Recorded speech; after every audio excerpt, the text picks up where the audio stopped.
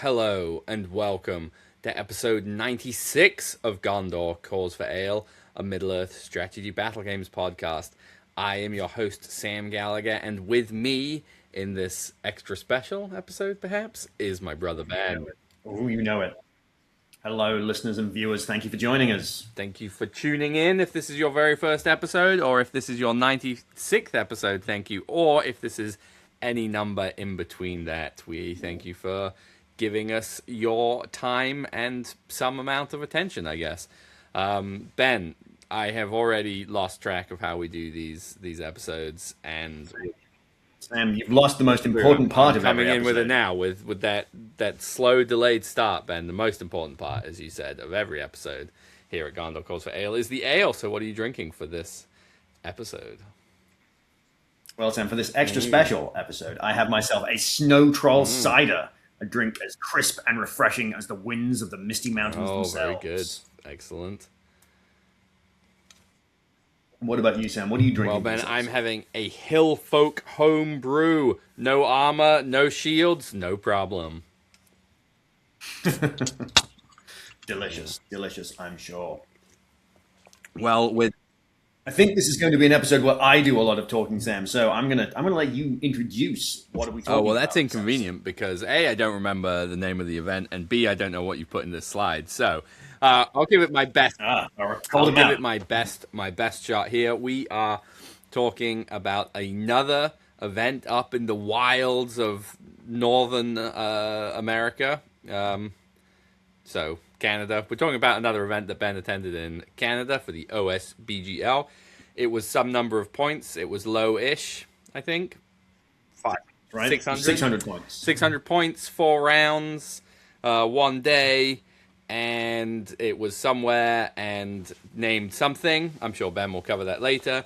We will also perhaps be looking at some hobby posted in our Discord, and I would be surprised, but potentially there's an army list in there too. I'm going to guess it's just hobby to look at this time. Yeah, just hobby. So yeah, we'll, as Ben said, mostly be hearing from him. It's Freudian slip there because it's usually mostly me, but I still talk a plenty, so I'm sure I'll get my 2 cents worth in there. Shall we? Yeah. We're going to dive right into some hobby stuff, I think, Sam. We got a little hobby highlight from our Discord community, as you said, and it's a good one this week. I mean, they're not that they're not all good, but I was like, ooh, we got some good stuff. Kicking it off strong here, where the troll, who is clearly strong, he's getting ready to hurl this poor warrior of Minas Tirith, who he's already taken his hand off. Very nice. I wonder if this is going to be a regular troll or a troll chief. Do you happen to know, Ben? I don't know. I didn't think to look. I was just looking at cool pictures and grabbing pictures. I was in a hurry when I was making this slideshow. Either way, he will be the perfect distraction Carnifex to where you need just a regular troll and this guy, and everyone will attack this guy all the time because he looks cooler. It's funny because it's true. It's awesome. Next, we got some fantastic Lothlorien elves. Very nice. I love the bases on these guys. Very Forley. Yeah, little Celeborn Galadriel. Some Galathrim. Yeah. Very nice. Very nice. And then riding in from Rohan, we've got some of the new Rohan heroes who are also a fantastic job painting these guys. I am working on my own, so this will help me get those finished. Yeah, is this Haleth? No, Hama. Right? He's the less. Haleth is the younger son with the bow. I don't think that's true. I think Hama. Have I got it wrong? This one's Hama. Yes. This one's Haleth. I think so. You said it with authority, but I'm questioning that authority. But hang on a sec. I've got them down here somewhere. That's the box. I know I have yeah, a box. I'm not. I was going to look at GW's website, but I'm not actually sure that that's that helpful because I don't think it's just going to say Haleth and Hama and then not necessarily tell you which is which. I'll tell you which one's which. That's a good point. I'd have to open the box. But I'm on it. And to go with them, family outing, Hera. Daughter of Helm. That's right. Can't mix her up. There's only one. Well, there are 2 versions of her, Ben, but That's true. And this one's done with the blue cape cloak, which I particularly like. I think the cloak. I was correct. Haleth is The older brother, Hama, is the younger brother.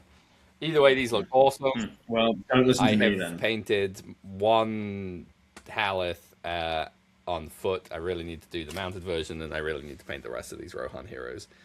I'm excited. I've got them all assembled. Great. My issue is I want to do them not on snow bases because it makes more sense for them not to be on snow bases, but then I will essentially have to paint a whole second Rohan army, so I probably would just put them on snow and be slightly sad about it. But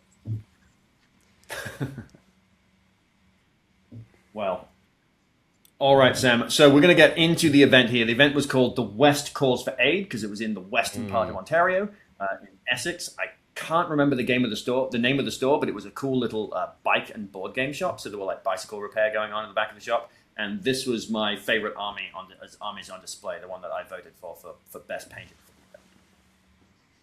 Which was a little Ministerith. Rangers of Ithilien. The guy Jacob playing it is like slowly working his way through all the different flavors of Ministerith. As he goes to different events, he like takes a different flavor of Ministerith. I mean, I'm sad that there's no Sam, Frodo, and Gal or Schmeagol, but that is an expensive tax in 600 points, so fair enough. Yeah. Very cool. And my army list for 600 points, Sam. So I wasn't sure how competitive this event would be. This was an event that was played way back in November. And if you remember, dear listeners, the event I'd gone to previously from that was a 90-point league event, meaning that it's not as competitive or not as worth as many league points as a 100-point league event. But more than an 80-point league event. This one was an 80-point league event, which is supposed to be more fun and thematic, but I had found that the 90-point one was still very competitive, so I was unsure as to how competitive I wanted to build my army, so I definitely aired a little bit more on the competitive side with my Besiegers of the Hornburg. We have Wolf, High Lord of the Hill Tribes on horse. He's got 2 Crebain in his warband, 4 Hill Tribesmen, 7 Hill Tribesmen with spear, 2 Hill Tribesmen with two-handed weapon, and 2 Hill Tribesmen with flaming brands. For warband number 2, we've got a Hill Tribes Chieftain. He's got 5 Hill Tribesmen with bow and 6 with spear. Warband number 3, we've got another Hill Tribes Chieftain. He's got 4 Hill Tribesmen with bow and 4 with spear. And in our final warband, we have my favorite part of this army, Shank Rot and the Snow Troll. So no General Targ, a little disappointing to leave him behind, but I wanted the Crebain and I wanted 2 captains and I wanted more than 40 models. And this was what I came up with. Sure. So, Sam, we will get on into round 1. I was playing against Jonathan, who is a great friend of the show and a great guy. I thoroughly enjoyed this game, and we were playing Destroy the Supplies. A classic game of Scenario 4, Destroy the Supplies, with a deployment map that Ben has gotten correct, which is 12-inch deployment zones with 3 objectives along the 12-inch line, 1 in the center and 1 on either sides. We have a game that lasts until one force has been reduced to 25% of its starting numbers. We have some special rules. I'll go over them first because it makes more sense. Supply markers. The objective markers represent a series of supplies that both sides are trying to destroy. To destroy an enemy supply, a model must be standing in base contact with the marker during the end phase of a turn, having not cast magical powers, use a missile weapon, been engaged in combat, supported the combat, being rendered unable to move any further that turn due to a special rule, such as throwing rider test or effects of magic power.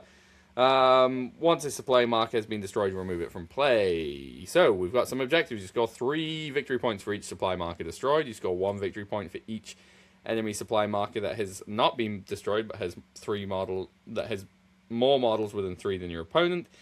If you have destroyed more supply markers than your opponent, instead you score 1. You score 1 victory point if the enemy general has been wounded during the game. If the enemy general has been removed as a casualty, instead you score 3. You score 1 victory point if the enemy army is broken. If the enemy army is broken and yours is not, instead you score 3. And you score 2 victory points if your opponent has no banners remaining at the end of the game. You also score 1 victory point if you have at least 1 banner remaining at the end of the game. If you have more banners than your opponent, you instead score 2. There you go. Destroy the Supplies, updated to its final form. All right, Sam. So we had an interesting game. I'm going to go through it fairly quickly because it was fairly fast. Because Jonathan was bringing the Breaking of Fellowship, or just the Fellowship, I suppose. It's led by Gandalf, We've got Boromir on a horse, Legolas, Gimli, Frodo, and Sam in the army. So a pretty difficult scenario for them to play. Honestly, they've got to get through my swarm of hillmen and burn the supplies, and I've got loads of guys who are going to and some Crebain who are going to burn some supplies. But Boromir on horse definitely has the potential to cause me some problems. I chose priority for the first turn. Let Jonathan move for first. Basically, I moved so that Legolas couldn't shoot me. Legolas, was in the way of these columns. There were plenty of buildings on this board for me to hide behind. So there was not really much that happened on turn 1. On turn 2, Jonathan wins priority and gives it to me. We're both moving forwards in the shooting phase. We do get a little bit of action this turn. Legolas shoots Wolf off of his horse. Gandalf spends a point of will and a point of might to sorceress blast Wolf off his horse. Wolf spends 2 will, fails to resist it, and of course comes off of his horse. So Wolf is now on foot, which is, not great for him, but honestly, against the Fellowship, I really wasn't too worried. Wolf will be just fine on foot. We've got enough guys in a snow troll that we can compensate for not having a horse.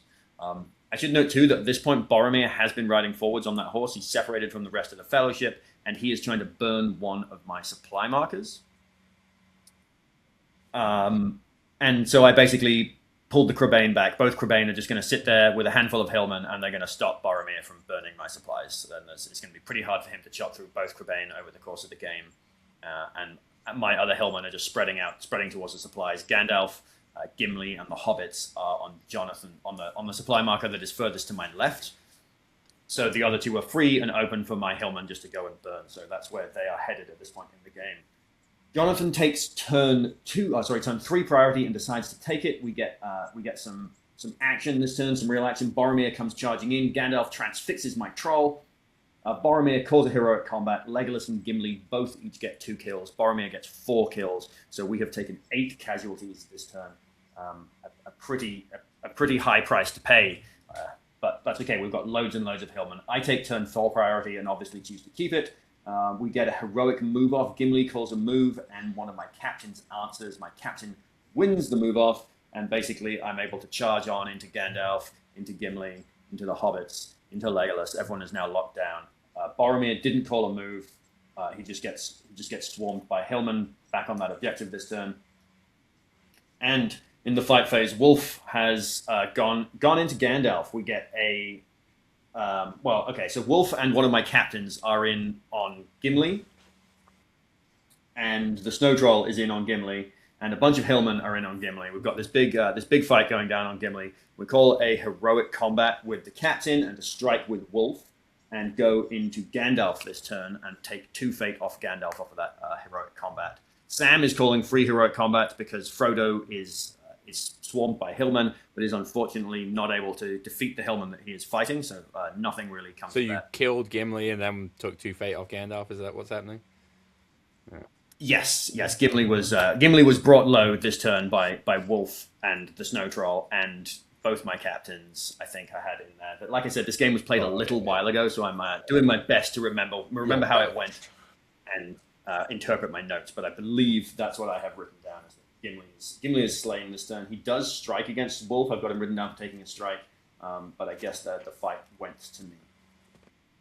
And from there, over the next couple of turns, Wolf, my captains, are able to swarm over Gandalf, Legolas, and the hobbits, and burn the supply markers. The final score of this game, it was a lot of fun, but it felt like a fairly foregone conclusion from the beginning of the game. The final score, Gandalf was still alive, but wounded. The final score was 16-4 in my favor. Interesting. I mean, I guess it doesn't matter. You have so many more bodies than him, but interesting to leave the Crebain to block Boromir rather than using them to very efficiently burn supplies. Yeah, it felt like a more efficient use of them because Boromir can just plow through my hillmen if he calls a move and charges into them. It takes a lot more of them sitting on my back objective was my sort of thought versus 2 Crebain and 4 to 6 warriors, which I think is what I left over there. You just never. Yeah, that makes sense. So a good fun game. Pretty easy one for the hill tribes. A bit of a mismatch, maybe scenario mix up. But sometimes that's what happens. And I will say this event was not using the veto system. It was just a random scenario roll, which I've been really enjoying. Moving away from the veto system again. I will say it's also weird that you can put Boromir on a horse. Like, I get it, he shows up to Rivendell on a horse, and there's a model of him on a horse, but it's a bit bizarre that.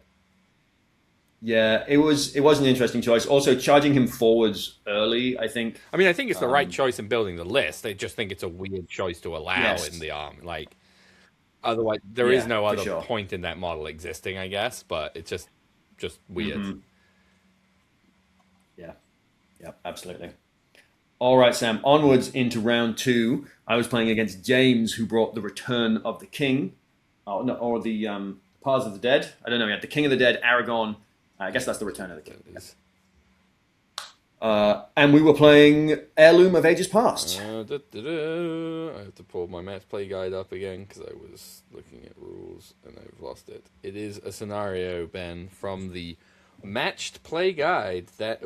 I just randomly picked a page and got it. Scenario 13. Scenario 13.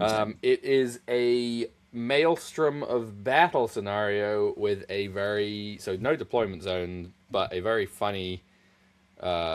deployment of objectives. 1, 2, 3, 4, 5, 6. It's a hexagon. Yeah, nailed it. Hexagon in the middle of the table. Objectives 12 inches apart from each other.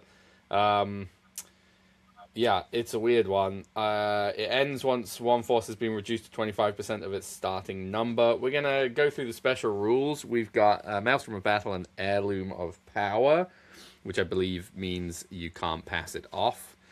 And you potentially get transfixed on a roll of a 1 if you're holding it. And then we've got Uncovering the Heirloom. Only one of the objective markers is actually the heirloom both sides seek. The first time each turn an unengaged infantry model ends its movement in base contact with an objective, they may search it in an attempt to uncover the heirloom. When this happens, flip the objective over and reveal it to both players. If the objective is one of the 5 decoys, remove it from play. If the objective marker is the heirloom, then the model that searches it will immediately gain possession of it.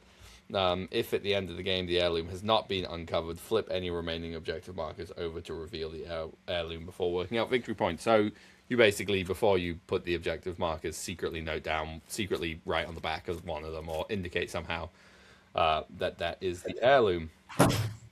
You score 8 victory points if your army is in possession of the heirloom at the end of the game. If at the end of the game no model from either army is in possession of the heirloom, but you have more models within 3 than your opponent, instead you score 4. You score 1 victory point for each objective marker that your army has uncovered, which is revealed to be a decoy. You score 1 victory point if the enemy army is broken at the end of the game. If the enemy army is broken and yours is not, instead you score 3. You score 1 victory point if the enemy general was wounded during the game. If the enemy general was removed as casualty, instead you score 2. You score 1 victory point for having at least 1 banner remaining at the end of the game. If you have 1 banner and if you have more banners remaining than your opponent, instead you score 2. There we have it. Heirlooms of Ages Past. All right, and as mentioned, James was playing The Return of the King with Aragorn and the King of the Dead. So I will get on into this game. I won the roll-off for choosing priority on turn 1 and gave it to James. Aragorn rolled a 1 and did not arrive on the board on the first turn. The King of the Dead rolled a 4 and came in on what we will call the northern board edge. I then moved Wolf on. He rolled a 4 and came in on the middle of the southern board edge. His captain, number 1, rolled a 5, coming in on the eastern board edge near to the King of the Dead. The western board edge near to the King of the Dead, up in that other corner. He's going to try and get to one of the relics before the ghosts do, because the ghosts are speedy. They move fast. If I can get over there, we can stop them flipping over some relics. Captain number 2 and Shank both roll a 2, and James decided to put them... rather than splitting my army up, he decided to put them behind Wolf, reasoning being that it is going to take longer for me to get to the remaining relics this way, because now all my warbands are on the table. On turn 2, James takes priority and chooses to give it to me. And my captain, who rolled the 5 coming in the west, is able to get onto one of the relics over by the ghosts over there. Flip it over, it's not the heirloom. The King of the Wolf flips over a relic, the southernmost relic, the point of the hexagon, and that's not, or one of his warriors flipped it over, that's not the heirloom. And we spread out to go to the remaining remaining relic points left and right of there with his warband. The King of the Dead moves next and basically swarms my captain's warband. It's the bigger of the two warbands that's over there, the 12 warrior warband. Swarms it with all of his warriors. He also flips over a relic at the northern point of the hexagon, and it is not the heirloom. So we've got 3 of them flipped over. I've flipped 2, he's flipped 1, and none of them have been the heirloom so far. I take priority for turn 3 and choose to keep it. Because we are taking casualties over by the ghost. We've taken a couple of casualties over there. I should say that Aragorn rolled a 5, comes in on the western board edge behind my warband over there with the intention of just chopping it to pieces. My Crabane has flown to the northeastern point, the higher one of the hexagon, and flipped it over this turn, and that's not the relic, which leaves just 2 left, and they're both closer to my army. And one of them, the one that turns out to be furthest from the Army of the Dead, is in fact the relic. One of my hillmen flips it over, and it's the relic. So I have the relic, and it's basically diagonally on the table, as far away from most of his army as it can be. The King of the Dead and a handful of warriors have been pushing down the eastern flank, but most of the warriors in the King's Warband went to hook up with Aragorn to slaughter my warband, which they start doing this turn. Aragorn calls a combat and starts chopping his way through hordes of hillmen along with the ghosts. You can see here they are surrounded, my captain and his warriors, back to back, circled by nightmares from the ancient past. So we get into turn 4, and at this point, all I need to do is keep my relic bearer away from him, feed him my army until the game ends, and hope that that's what works for me. The King of the Dead is coming towards Wolf, though, which is a little bit scary. On this turn, I take priority. We re-engage. I push some warriors forwards to get them in the way and pull the rest of my army back, clustering around the relic. The King of the Dead calls a heroic combat. He's fighting one of these warriors over here. Aragorn also calls a free heroic combat, but he's miles away. He's just trying to kill warriors so that he can get his warband moving towards my army, because I keep taking priority and just tying stuff up over there. I was doing a great job passing courage tests with my hillmen, as I'm sure you're shocked to hear, Sam. Stuff. All right, so the King of the Dead calls his heroic combat and comes charging into Wolf this turn, which was very, very scary. I could have struck. I decided not to. Probably the wrong choice, honestly, because Wolf loses the fight against the King of the Dead. They're both fight 6. I figured I had 3 attacks. The King had 2. But, it went to a roll-off. The roll-off went to James, and Wolf has to spend 2 points of fate in order to not just be killed by the King of the Dead this turn. But he is successful in that. On the other side of the board, my captain is spending his might just trying to kill some ghosts, and I do get 2 kills over on that flank this turn, which is pretty nice. My first kills this turn. So far, I have taken about 12 casualties in 2 turns of combat. The ghosts are just plowing through my warriors, and as is Aragorn, which is exactly what they do. James takes the next turn priority. Oh, I'm sorry. This is turn 5. I take turn 5 priority, choose to keep it. We get Aragorn decides not to call a move. He's still fighting over there, so we tie up Aragorn with 1 guy. And Wolf charges into the King of the Dead, along with some of his warriors. Shankrot and the Snow Troll actually also arriving to really finish the King of the Dead next turn if he's still not dead. And they're going to start working their way through some ghosts. In the combat phase, Wolf calls a strike. And the King of the Dead doesn't call a strike. I think he's out of might. There's no herald nearby. He's just got 1 might. Is that right? Yes, I believe that is still the case. Yeah. So he's not killed this turn. Wolf, of course, does win that fight. He's not killed this turn, but we do take 3 points of fate off the King of the Dead, as well as 1 wound. So he's hurting. James takes turn 6 priority. I call a move with Wolf. My captain over on the Aragorn's flank was killed last turn. He's now dead. Aragorn's moving this way. He calls a free heroic march. I call a move with my other captain and a move with Shank. We've got to get this troll moving into some dead guys, get them away from my relic bearer. The King of the Dead is killed by Wolf this turn, and with it, basically James's last chance to get my relic bearer. Aragorn and his warriors push forwards. Obviously, the troll goes into some dead guys. I kill like 3 dead guys this turn, which feels pretty good. And from here on out, I am broken at the end of this turn, so I'm just spreading out, trying to have my army quarter to end this game while I've still got the relic, and that's essentially what happens. Aragorn is too far away, and there is just too much of my army between him and the relic bearer, and I win this one 13-5. Nice. I have an interesting question for you.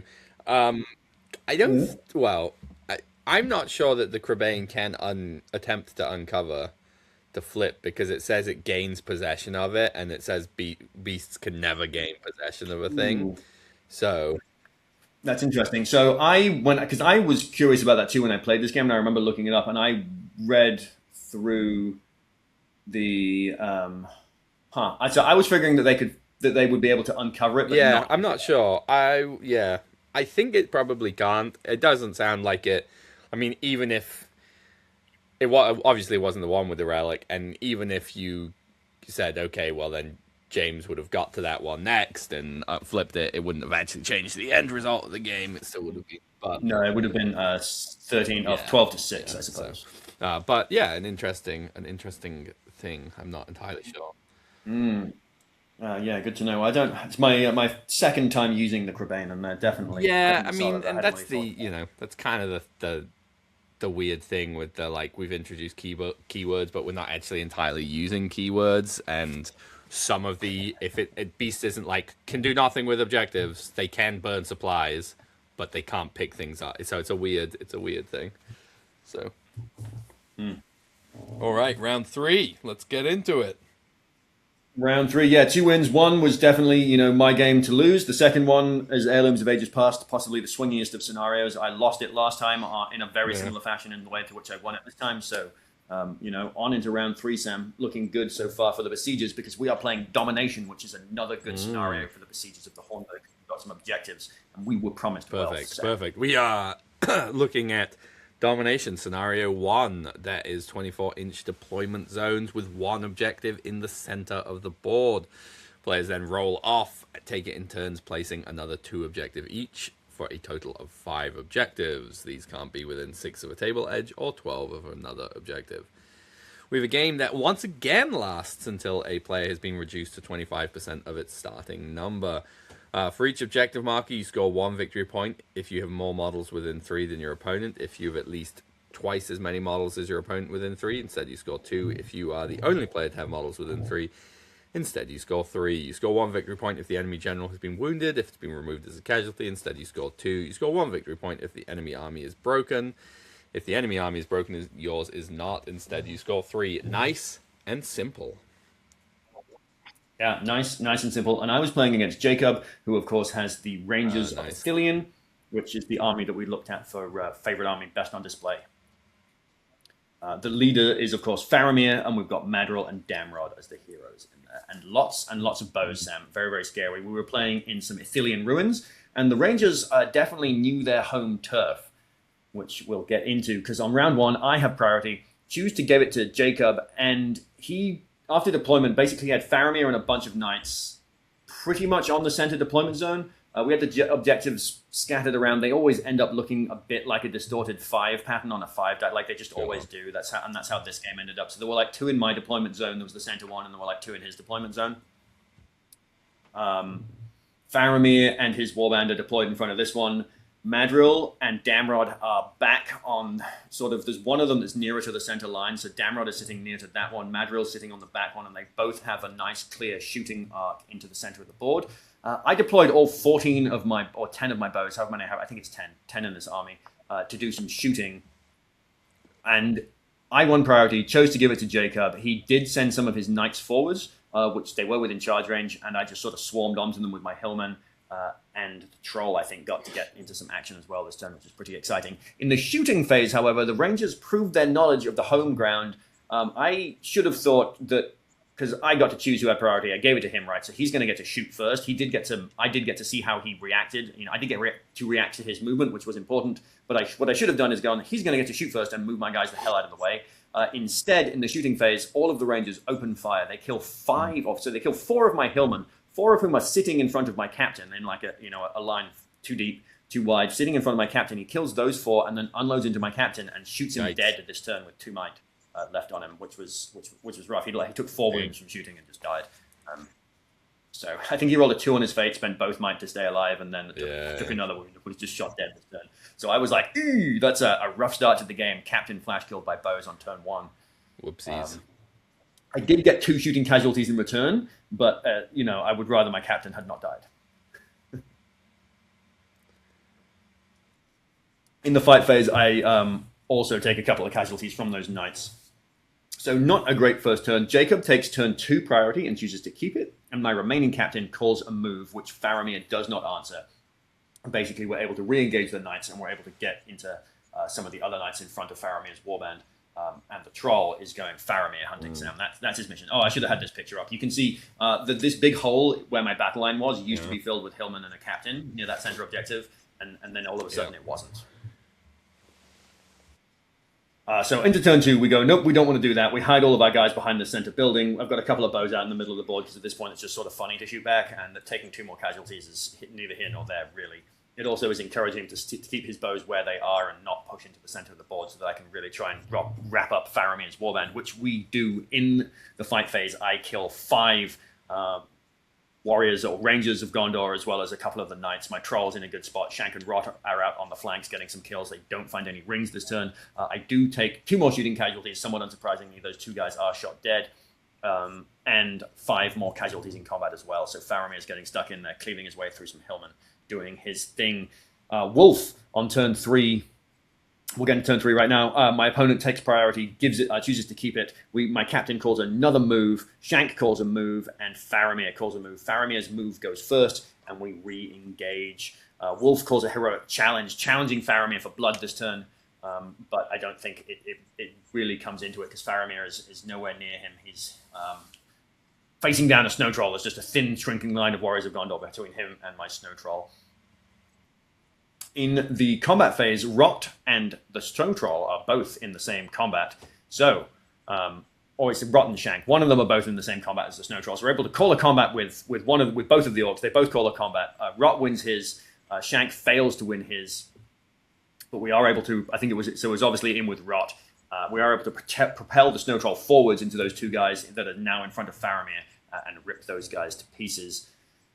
We take 4 casualties this turn and only kill 3 guys in return. Not really the turn we wanted, but Faramir is now in trouble. I take priority for turn 4. We get another move off between Faramir and Rot. This time, or in Shank, sorry, because Rot's only got 1 point of might. The move off this time goes to me, and the Snow Troll is able to charge into Faramir this turn. Elsewhere, Wolf and his warband just wrap up. Wolf is not able to get into Faramir. More's the shame. There's still enough warriors between Faramir and Wolf. We didn't get Wolf and the Troll into Faramir, but that's okay. Faramir strikes this turn. He's fight 6. The Troll's fight 7. It's been enraged by Shank. It's re-rolling failed wounds. It's very, very scary. Faramir strikes up to fight 7. It's a tied fight. Both of us get the 6. The roll-off goes to the Snow Troll, Sam. And the Snow Troll just rips Faramir to pieces this turn. Absolutely obliterates him, doing 4 wounds. Faramir's not able to pass enough fate to stay alive. Is killed by the troll, so a huge swing there. On turn 5, Jacob takes priority again. Wolf calls a heroic move. We mop up the rest of Faramir's warband, and importantly, at this point, the rest of the Rangers are sort of more than 6 inches away from the rest of my army, so even if I start pushing warriors towards them, I'm going to start eating like massive bow shooting again. And then I remembered that Barge is a really, really awesome thing that monsters can do. So the Snow Troll goes into a warrior of Gondor. He barges off of him, and he gets, I think, about 5 inches, which is enough that he now pushes forwards, and he's all of a sudden within threat range of Madril and a handful of rangers, which is absolutely fantastic. Shank calls another heroic combat. Oh, no, I'm sorry. No, he doesn't. That's crossed out because Shank doesn't have any might. That's why that's crossed out. Turn 6 goes to Jacob. He has to charge 2 rangers into the Snow Troll to try and to stop it from coming at Madril. Shank and Rot then run up behind that combat, so they're not going to get shot to death. And my army starts spreading back towards the center objective, which Damrod is pushing towards in an attempt to take. The Snow Troll barges off of the 2 rangers it's fighting this turn and goes into Madril and kills him this turn. So now Madril is dead, which means that Shank and Rot and the Snow Troll are going to walk through the rest of the rangers over there and take the objectives, which is what they do. On turn 7, I take priority. Shank, Rot, and the Snow Troll re-engage. Both of us are broken at this point. Both armies are broken, and we start taking courage tests. Wolf and his warband are pushing back towards the center of the board. Damrod is the only hero that Jacob has left, and he fails his courage test this turn. He rolled Snake Eyes. and there's just nothing he could do. And he ran off the table along with about 5 of the Rangers near that center objective. And all of a sudden, Wolf and his remaining warriors, and I was thin on the ground of hillmen. I'd taken a lot of casualties, but all of a sudden, Wolf and his remaining warriors are looking like they can take that center objective as well as the back 2 that they're already controlling. Which is what happens. I take priority on turn 8. Wolf charges on in, and to put salt in the wound on the final turn of the game, Rot finds a ring for an extra victory point. This game ends as I quarter Jacob, 16-4. He's controlling one of the objectives, and broken. Very nice. So an absolute, a very tense game. Losing my captain on turn 1, really caught me flat-footed. But getting the troll into Faramir got me back in the game, and the troll I think moved a total of like 12 inches or 11 inches barging that game. It barged 3 times, and it just like got into Faramir, it got into Madril, and then it got onto the final objective all the way that was like furthest from my army, and it got so much extra movement that it felt like this speed demon. It was really cool. Nice, very cool. Wow. Yeah, you can see there he is at the end of the game, claiming the center objective. Not a lot of guys left. And Damrod, Damrod running off. This would have been a much closer game if Damrod had stayed on the table, because Jacob would have controlled that center objective. But, I felt a lot of captain level courage test, and that's sometimes just the way that movie crumbles. All right, round 4, 3-0, Ben. Playing all the I know. Coming in hot, like having a great day with the besiegers of the Hornburg, feeling the power of the Snow Troll. Wolf hasn't really done much, but he doesn't need to if the Snow Troll and the Warriors perform. I didn't even need to use my Crabane hardly in that mission, just with the way the mission went. So we get on into the final round, Sam. We were playing lead from the front. A scenario that is number 23. Do you want to move it so we can see the deployment zones, Ben, or shall I get you? Oh, yes, absolutely. The deployment zones, lead from the front. I wasn't sure if you were going to get us a box. Yeah, you haven't made that joke. True. We have 12-inch deployment zones. We've got 3 objectives in the center of center line, so 1 in the middle, 1 on either side. We have a game that once again lasts until 1 player is being reduced to 25% of its starting number. You score 2 victory points for each objective marker that has both friendly and enemy hero models within 3 inches of it, but only if the friendly hero model has a higher heroic tier. You score 4 victory points for each objective marker that has a friendly hero model and no enemy heroes within 3. You score 1 victory point for each if the enemy army is broken, and 3 if you are not. You score 1 victory point if the enemy general has been wounded. If the enemy general has been removed as a casualty, instead you score 3. You score 2 victory points if your opponent has no banners remaining at the end of the game. And we have a special rule, a time of heroes. All right, so final game, lead from the front, and I was facing the army of Gondor, led by Bolg, a hero that I am familiar with, indeed, as I'm sure the listeners will know. And he has accompanied by 2 troll brutes, Sam. So not a lot of orcs in this army. I think there was a total of like 18, maybe 20 models, and the troll brutes each count for 2. You could do the math. There was also an orc banner bearer in there, so you could do the math and know that there were not a lot of orcs. 240, 435, 40, 60, 460 before any orcs. Yeah, so like 16 orcs, I think, maybe 20 models. And worth noting that Wolf is a hero of legend, so he is going to trump Bolg as far as capturing objectives. And your captains will trump the troll brutes. Yep.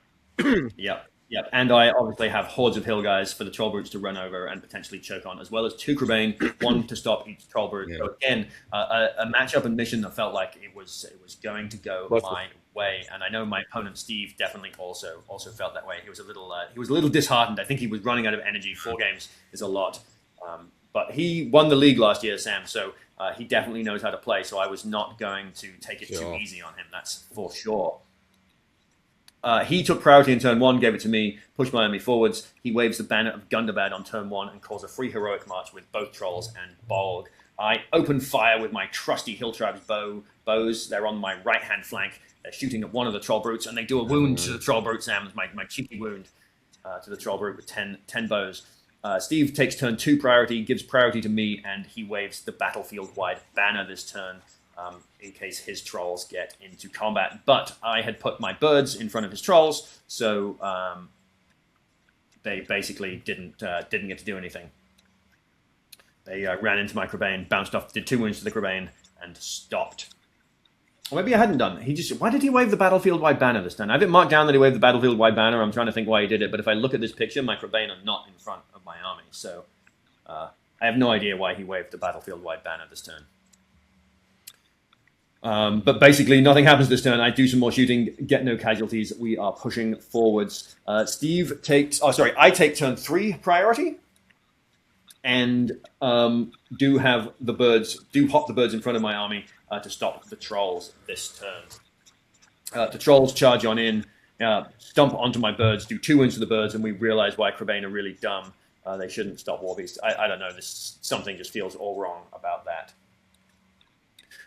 In the fight phase, Wolf calls a free heroic free heroic challenge against Bolg. Bolg calls a heroic combat and has to spend a point of might to win it, but does get 4 kills this turn. So Bolg looking scary. The Troll Brute on the right-hand flank, the one that wounded, on the left-hand flank, the one that is unwounded, dealt 2 wounds to the Crebain that it charged and is able to kill the Crebain in combat this turn. So we are down 1 bird. The other Crebain only takes 1 wound from the Troll Brute and is still there to stop it for another turn.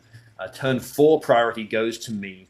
And Steve calls a heroic move with both Bolg and the Troll Brute. He didn't realize that the Troll Brute and Bolg cannot affect each other as far as heroic actions go when he wrote this army list, apparently. So he called a heroic combat with both of them and is flying the banner of battlefield-wide banner on this turn. He had the 6+ save last turn. The move off goes to Bolg. Bolg moves first.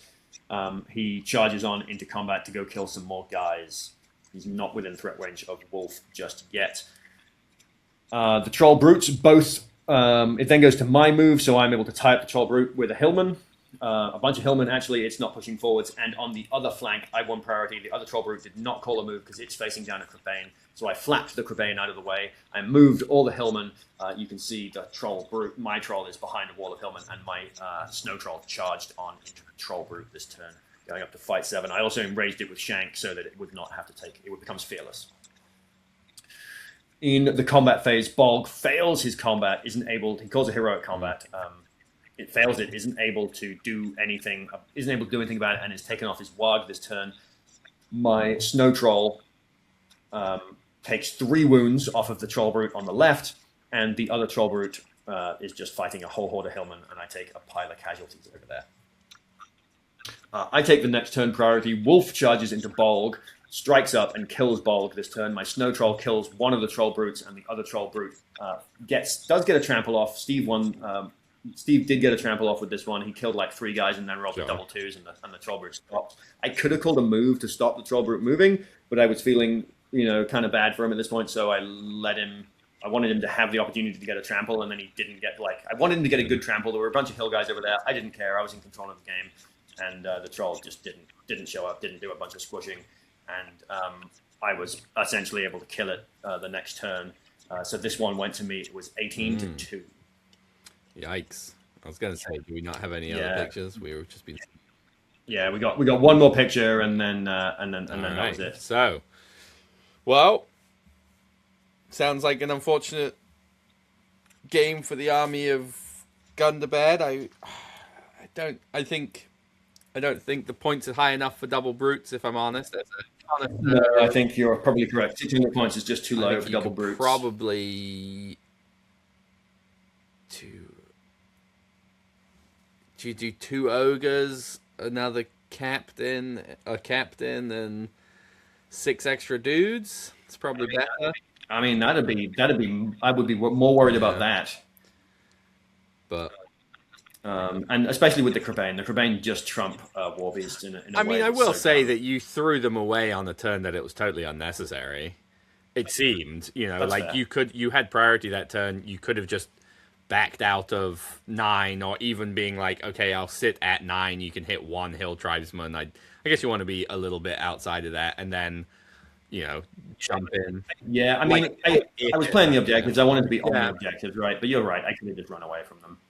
But you just, if you throw it in on a turn where it definitely gets a trample, kind of ideally, I think you want to be able to put, 3 hill tribesmen in, have the Crebain sitting behind it the next turn, or even 1 or 2, and then it still has to get those tramples. And then and because it, taking 2 wounds on one, not that surprising, and then getting it killed in the combat, also not that surprising. So very possible, like you only got 1 stall out of them, and yeah, that's a good point. I hadn't really thought about it like that. You decide earlier, you commit to both the Crebain are going to stall 1 troll brute, and the other one you're going to like pounce on with Wolf and the Snow Troll and like one-shot it, But yeah. It seems like it doesn't matter. 18-2, you won. So there you go. Yeah. I mean, Wolf. I don't know that I said it. I guess I didn't. No, I did say it. Wolf killed Bolg. Struck up and challenged him, and +1 to wound, rerolling 1s, cavalry knockdown. Yeah. And then got 2 points of might back. General Hunter and the heroic challenge. Very nice. Very nice.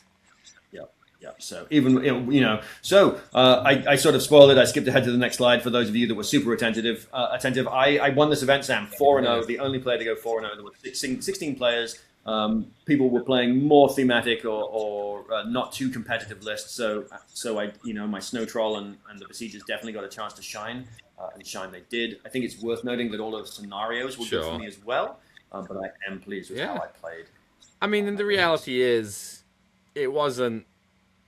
You certainly could have played the list more competitively. I think the Besiegers is not a particularly competitive list anyway. Usurpers is definitely better, right? You took 2 Crebain, which yes, Crebain are good, but if you can't be if 2 is too competitive, I don't think that's true. I think 2 is always going to be fine. And the only other more thematic choice you could have made was Targ over the 2 captains, but what are you going to do at a certain point? It's a weird points level to get all the stuff you want. Yep. And the event did the event right. There was no double dipping for best painted. I won the event, so I didn't get to participate. I didn't get a trophy for best painted, but I was apparently player voted best painted as well. So an absolute smasher of an event for the awesome. The Hornburg. Coming home with all the glory, and I had a fantastic time. Hats off to all my opponents. We went out to dinner afterwards and had a good time. Wow, fantastic! We're getting to the end of the episode, Ben, where I think it's worth noting that if you too want to live up to the glory of the Hill Tribes and you need some dice to match that beautiful army, then you should look no further than the official sponsor of Gondor Calls for Ale, the Baron of Dice, the creator, Ben, of premium wargaming dice. They're beautiful, they're hand swirled, they've got no micro bubbles, and they are guaranteed to roll 6s at least some of the time by Gondor Calls for Ale. If you want to get a set of these dice, then you can look in the description of wherever you're watching or listening to this episode. Also in the description, there is a nice promo code to get yourself a discount. So check that out. It helps us out, it helps the Baron out, and hopefully helps you out. I also, any attentive listeners or viewers, in fact, any attentive viewers may notice that my camera is no longer crappy and shitty and dying on us. I just wanted to give a shout out to my mother-in-law, Alison, for the new camera. We're really appreciate it. Yes, it looks in beautiful, crisp resolution, crisper than me. I'm certainly fuzzy and blown out, but that's only fair, I suppose. Well, Ben, it sounds like you're continuing to do very well, desolating the north. So I guess if you, dear listener or viewer, want to get more of Ben's insights or whatever, I don't know, you can join our Discord. There's a link in the description of this episode as well. You can also check out our Patreon. There's a link in the description as well. We've now got all of that out of the way in a place that probably most people have already stopped listening. But if you are listening, then thank you for listening or watching until this point, and please check those things out. Ben, before we close up the first episode of 2026, is there anything else you would like to say? Anything worthwhile pointing out? No, only to say that there's going to be lots more battle reports and of these episodes coming, because I am relentlessly going to events up here in Ontario. Yes, doggedly, some say, Ben. Ruthlessly. I wonder where Ruth is. All right, well, fantastic. I think we can close this out. A bit of a shorter episode, definitely helped by the fact that this was recorded, pushing 2 months after the actual event itself. So Ben is... Yeah, just scrape the old tomes of memory to like figure out what happened. For a mouse's tear in an oil spill. So yeah, I hope you've enjoyed this episode. It's always good. It's nice to be in a new exciting year with plenty of Gondor Calls for Ale still to come. So I think with that we can say thank you for watching, thank you for listening, and we'll be back in 2 short weeks. Thank you for listening to Gondor Calls for Ale. We hope you have enjoyed this episode. We, at Gondor Calls for Ale, are officially sponsored by the Baron of Dice, the producer of premium wargaming dice. These beautifully hand-swirled resin dice have no micro bubbles and are therefore perfectly balanced. With over 3,000 variants and unique designs, nearly every tabletop gaming system is represented. So check out the description of this episode for a link and a discount code. Go buy yourself some new dice and let the good times roll. We at Gondor Calls for Ale are not associated with Games Workshop, New Line Cinema, or the Tolkien Estate. We hope we have not misrepresented or offended anyone. These recordings are strictly recollections of games we've played and are not commentaries on the character or competence of our opponents. They are intended purely for entertainment, and we hope they will be taken as such.